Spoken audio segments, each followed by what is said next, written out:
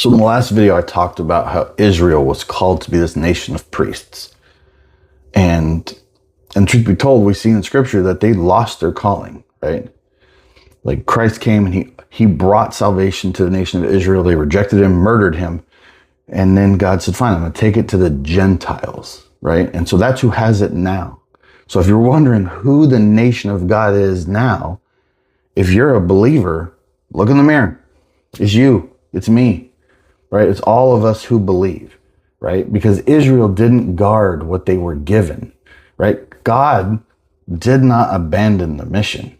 He just handed it to the church. He pivoted it to the church.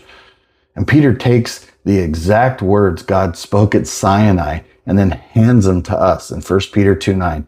It says, you are a chosen race, a royal priesthood, a holy nation, a people for his own possession. And he's talking to the church, right? So ask yourself, honestly, like really take into examination, do we look different? Do we look set apart, right?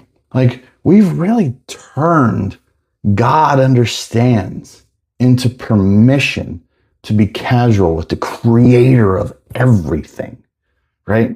We've reduced the gospel to a prayer. Just say this prayer, say it once, and then, you don't have to carry a cross daily. You already said your prayer, right? We only show up to churches when the speaker's good and the band is kicking, right? We've built 6-figure Christmas productions into our churches. Meanwhile, kids down the street are going into debt just to have lunch, right?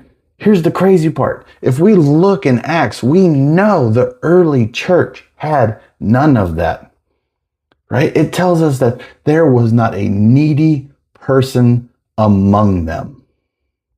Why? Because the early church gave until the need was gone. And one day we are going to have to give an account for what we did with what he gave us. 2 Corinthians 5:10. And folks, Christians, set apart isn't a label. It is our life.